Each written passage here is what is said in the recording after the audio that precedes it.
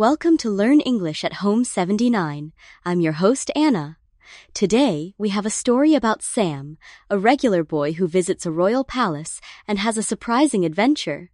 Have you ever wondered what it would be like to trade lives with someone else? Let us know your thoughts in the comments as you listen. Ready to learn new words and have fun? Hi everyone, I'm Ben and I'm excited to join Anna today. We'll hear Sam's story and pause to explain useful words.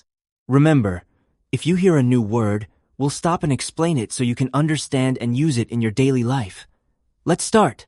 Our story begins with Sam. His mother cooked at the royal palace, so one day, Sam went to work with her. She emphasized that he should stay in the kitchen. Let's explain the word emphasized. To emphasize means to show something is very important. For example, if your teacher says, "Please listen carefully," they are emphasizing the need to pay attention. That's right. Sam's mother wanted him to understand how serious it was to stay in the kitchen, but Sam was bored. Thus, he decided to look around. Now, let's explain thus. Thus is another way to say so or for that reason. If it rains, you might say, "It's raining." Thus, "I'll bring an umbrella." Sam went around a corner. It shocked him to see a boy who had a strong likeness to him. Let's pause and explain shocked. To shock means to surprise someone very much. For example, you might be shocked if you see your friend with blue hair. Great example, Ben. Now, likeness means looking very similar to someone else, like twins or people who look almost the same. Exactly! Sam soon recovered from the shock. Recover means to get back to normal after something surprising or bad happens. For example, you can recover from an illness or a surprise. The other boy stared at Sam and then spoke. "Come with me," he said. Let's explain stare. When you stare, you look at something or someone for a long time. Sometimes it's because you're surprised or trying to understand something. Sam needed to be rational, but he couldn't deny he wanted to go with the boy. That's an interesting moment. Let's explain those words. Sure. Rational means making decisions based on logic, not just feelings. Being rational is thinking carefully. To deny means to say something isn't true or to refuse it. For example, if your friend says, "Did you eat the last cookie?" and you say no, you deny it. Sam followed the boy to a chamber. The boy said, "I am Prince Bertram." Now let's explain chamber. A chamber is an old word for a bedroom or a private room, often used in castles or palaces. Sam felt shy talking to a prince. Shy means feeling nervous around new people. Have you ever felt shy in a new place? Then the prince said, "Trade places with me." Sam replied, "We can't. My mother will kill me. Moreover, I don't know anything about being a prince." Let's pause for moreover. Moreover means also or besides. It adds extra information to what you already said. The prince interrupted Sam, saying, "No one will find out.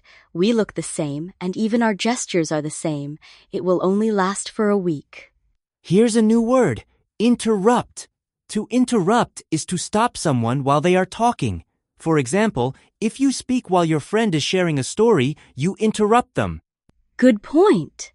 Gestures are movements you make with your hands or body to show how you feel.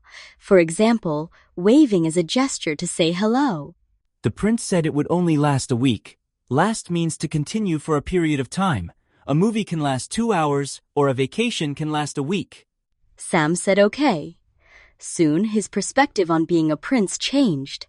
He spent most of his day signing royal documents. Let's explain perspective. A perspective is your way of looking at something, your point of view.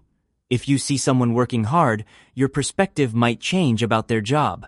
And document is an official piece of writing, like a paper you sign at work or school. For example, a passport is a type of document. Sam thought being a prince would be fun, but it was a lot of work. At night, the prince's chamber was cold. Sam thought he was going to freeze or get sick with a fever or the flu. Let's explain freeze. To freeze means to become very cold, like when ice forms. Without warm clothes, you might freeze in winter.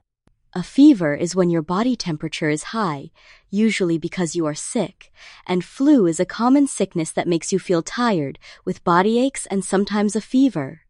These words are useful in daily life, especially in winter or when talking about how you feel. Sam was happy when the week ended. So was the prince. Prince Bertram said, "I didn't know how to do anything. I've always relied on my servants." Let's explain rely. To rely on someone means to trust them to help you or do things for you. Like, you might rely on your friend to help with homework. Sam said, "I think I like being a regular person. Being a prince isn't fun." They both returned to their normal positions and enjoyed their lives more. This story helps us see that sometimes life looks easier for others, but everyone faces challenges. Changing your perspective can help you appreciate what you have. Let's review the new words. Chambera bedroom, deny to say something isn't true, document in official paper, emphasize to show importance. Fever high body temperature, flu a sickness. Freeze to become very cold, gesture a movement of hands or body, interrupt to stop someone while talking, last to continue for a time. Likeness is being similar, moreover also. Perspective a point of view, rational thinking clearly, recover return to normal, rely to trust, shock to surprise. Shy nervous with new people, stare look for a long time. Thus so for that reason. For each word, try making your own sentence. For example, I rely on my alarm clock every morning. Write new words in a notebook, use them in daily conversations, and repeat them often. Quiz yourself or play vocabulary games to help your memory. Now, let's think together.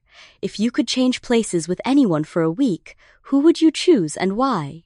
Share your answer with us in the comments or say it out loud to practice your speaking. That's a great way to practice. Remember, thinking and speaking about stories helps you learn words faster and understand their meaning better. That's all for today's episode. Thanks for joining us on Learn English at Home 79. Keep reading stories, using new words, and don't be afraid to make mistakes. Mistakes help you learn. Stay curious and positive. Try to use today's words in your daily life. Remember, every day you practice, your English gets better. See you next time and happy learning. Here's a final tip. Surround yourself with English. Listen, read, speak, and write a little every day. Even 5 minutes will help you improve. Goodbye and take care.